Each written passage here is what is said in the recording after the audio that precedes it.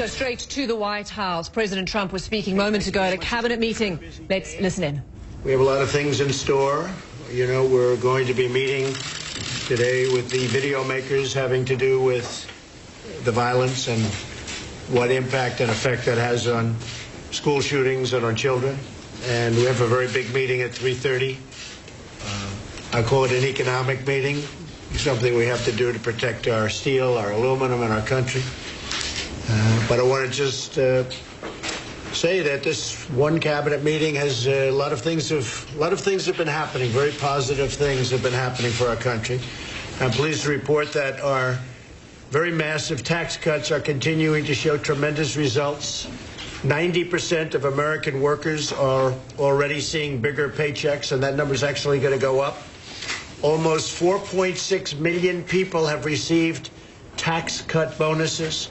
Wages are rising at the fastest pace in more than a decade, something that people have been waiting for. As you know, when I was campaigning, I was talking about 18 and 20 years, and wages effectively went down. Now, for the first time in a long time, they're starting to go up for people. We've created almost 3 million new jobs since the election, and unemployment claims are at the lowest level in 49 years. Think of that. Unemployment at the lowest level in 49 years. That's a beautiful statistic. We're also taking action to protect American industries that are vital to our national security, including American aluminum and steel. You'll be hearing about that at length at 3:30. Aluminum and steel are the backbone of our nation. They're the bedrock of our defense industrial base. Our greatest presidents, from Washington to Jackson to Lincoln to McKinley and others, they protected our country from outside influence, from other countries coming in and stealing our wealth and stealing our jobs and stealing our companies. And we're going to be very fair. We're going to be very flexible. But we're going to protect the American worker, as I said I would do in my campaign. We also recognize that today is International Women's Day, and we're proud in all of the measures we've taken economically to empower women, especially in the workplace. You see what's happened.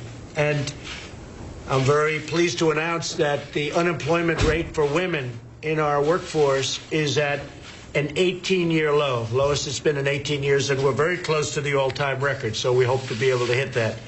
Soon I'll be able to say is the all-time low. So they've hit an 18-year low, and we're very close to breaking the record. As our economic policies restore prosperity, we're also working to bring back our safety. We have a lot of safety provisions. You read so much about our cutting of regulations, but we are in some cases cutting, but in many ways making it stronger, having to do with safety. And I would also say, believe it or not, having to do with the environment. You can have fewer regulations and have the remaining regulations be stronger and more effective, and that's what we're doing. I would say doing it to a fare thee well, Scott. So it's we're having some great numbers coming out. In recent weeks, I've met with the victims of school shootings, including the courageous students from Marjorie Stoneman Douglas High School in Florida. In the aftermath of that terrible tragedy, we're taking very strong action. As you know, bump stocks, we're almost finished with the legal papers. We have statutory ceilings that we have to go through to get rid of things that people agree that we should get rid of. So bump stocks are just about finished from the standpoint of getting the legal work done, the paperwork. Again, you have to wait periods of time before you make the next move, and it's a long, complicated process, unfortunately, but bump stocks are going to be gone. And I want to congratulate the state of Florida and your representatives on some very good legislation that's been passed. I guess they've been listening to me a lot more because unexpectedly they passed concealed carry for some very special teachers that have a great ability with weapons and with guns. And they passed that. It was somewhat surprising to people because they didn't go in thinking about that, but I guess they liked what I said. And a certain group of people have great talent. They're in the school. They love their students. It's concealed, and I think it brings great safety. They're on the site. You don't have to call them. It doesn't take 15 or 20 minutes to get there. and you know exactly what's going on. So they passed that, and it's a lot of people were surprised. I wasn't so surprised. I think they did a great job in many respects, but they passed a lot of very good legislation last night. We're working to harden our schools and to make them less vulnerable to attack. We're working to strengthen our early warning system so that when there are red flags, as we had in the case in Florida, there were 39 red flags, which is a disgrace. So many red flags. They were crying out for somebody to go and nab that guy. Authorities will take action quickly and decisively. And we're working on common sense measures to protect the rights of law-abiding gun owners while keeping guns out of the hands of those who pose a violent threat or even a threat. Background checks are moving along in Congress, and I think moving along pretty well. You know, you've been covering Congress for a long time, and some things like even background checks, making them tougher. It's never that easy, but it's moving along, and a lot of great things are being done. We're making them much tougher. But a lot of things are happening right now as we speak. I will also say that at the state level, a lot of states are doing things that go along with the federal government. A lot of this can be done by states, as was the case over the last few days with Florida. And really some tremendous legislation is happening with states and having to do with school safety and safety. But it's not enough to secure only our schools. We must secure the communities where our kids are growing, and wherever they go, we have to secure. And wherever anybody goes, not just the kids. And that's why we're committed to reducing violent crime like I think no other administration. We're fighting the deadly gangs, the MS-13 and the gangs. They're vicious, they're horrible, and there's just no excuse for allowing them to flourish as they were. We've taken thousands of them out of circulation, gotten them out. We've gotten them out of the country, or they're in jail. And we're tackling this deadly scourge like nobody's ever tackled it before. Sanctuary cities, we're working very hard. The Justice Department has done a fantastic job. I do think we should have legislation where we put an extra line in the money that we give them. You want the money, you can't have the sanctuary cities. That way we avoid the court battles all the time, which we probably will win, but who needs it? They want the money.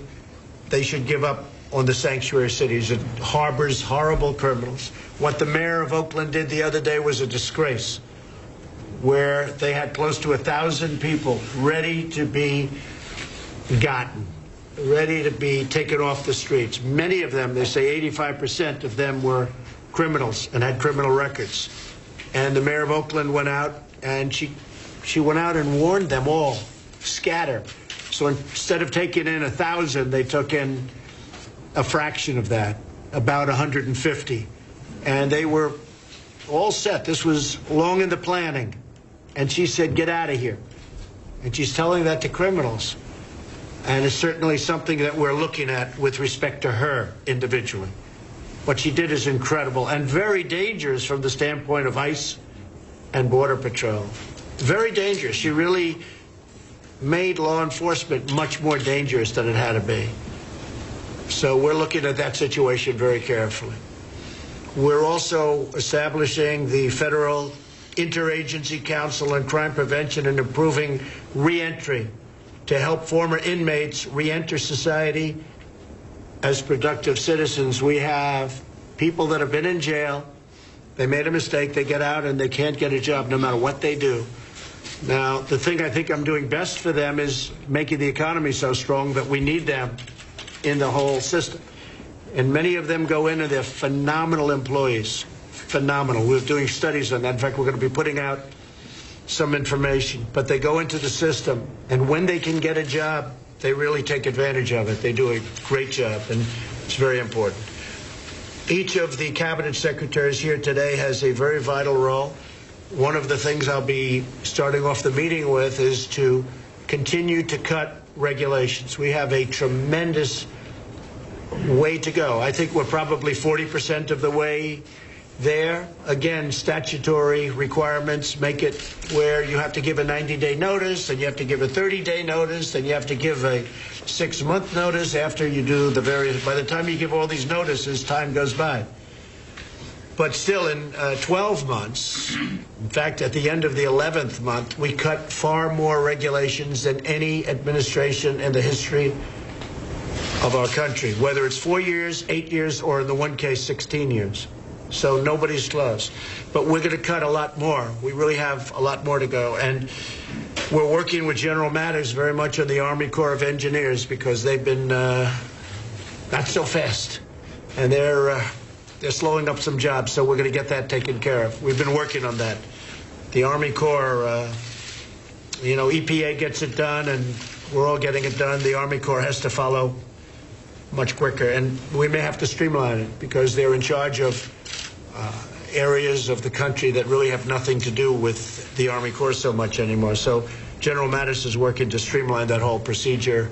And some jobs are being held up because of the Army Corps of Engineers. They're fantastic people, but we're going to have to speed that up. This is Gary Cohn's last meeting in the cabinet and of the cabinet, and he's been terrific. He may be a globalist, but I still like him.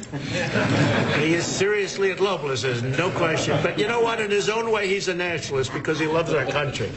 And where is Gary? You love our country.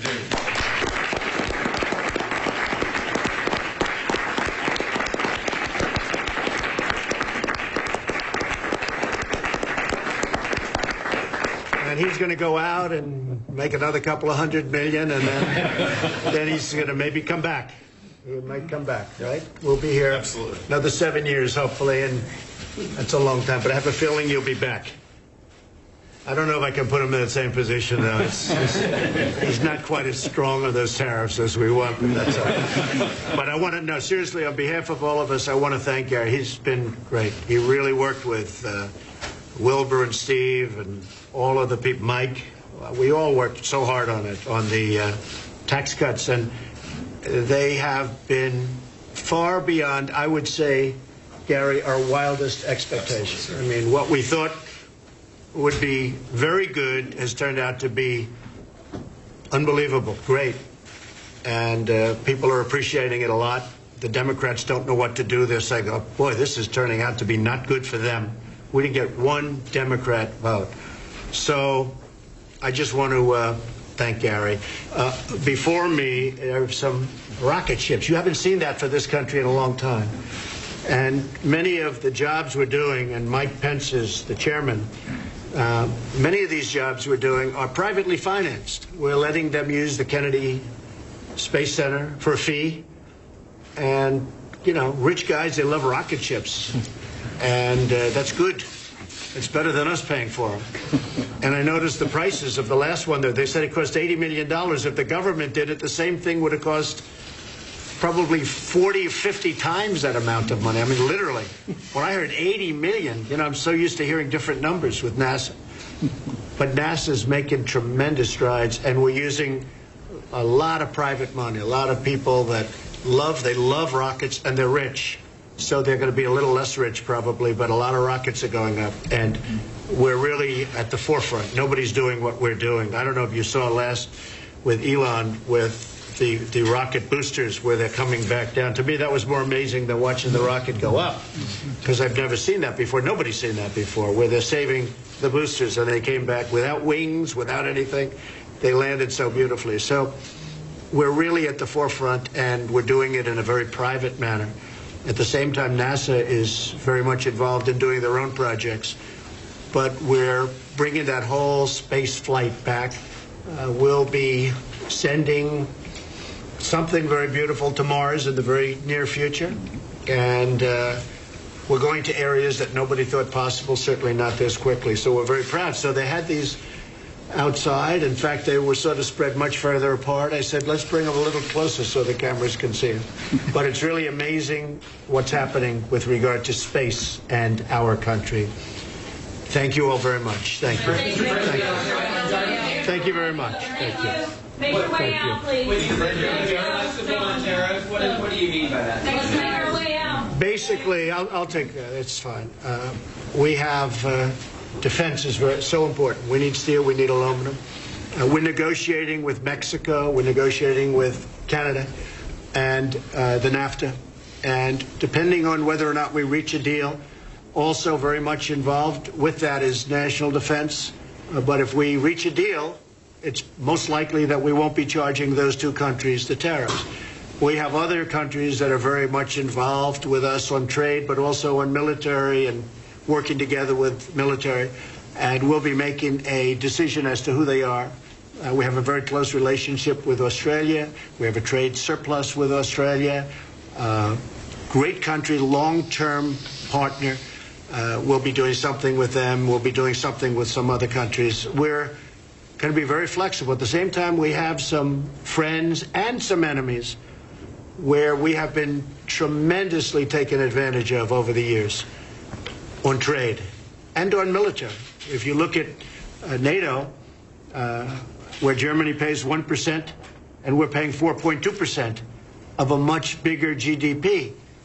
Not fair. So we have a lot of things going on. I think, General, with NATO, because of my involvement, we've taken in $33 billion more. Within the next, I guess, year and a half, they expect to have taken in $33 billion more. And Mr. Stoltenberg, who is running things, is very thankful. He said, it's incredible what's happened since we became involved. And I became involved by complaining because it was not fair. We were spending 85% of the money, and frankly, good for everybody, but it helps them a lot more than it helps us. Helps Europe a lot more than it helps us. So, you know, we look at the military equation too. General Mattis, it's very important to him and to me to maintain those great relationships. At the same time, we both want fairness. So we view the trade and we view the military, and to a certain extent they go hand in hand. Absolutely. And a lot of progress has been made. And, you know, I'm very proud of NATO, because with NATO, when you see the kind of money that's pouring in that was never going to come in, because people were delinquent, states, countries were delinquent, they weren't paying, and now they're paying.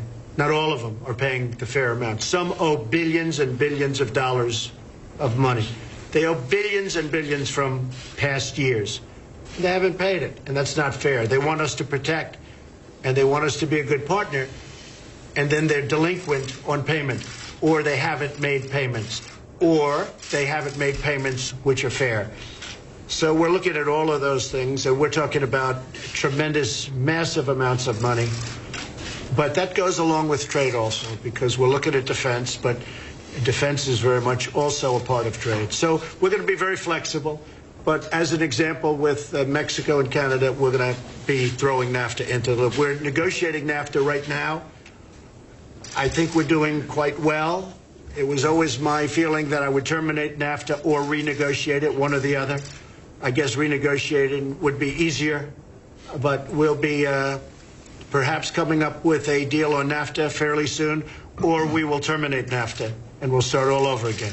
Okay? Thank you very much, everybody. Thank you. Thank you.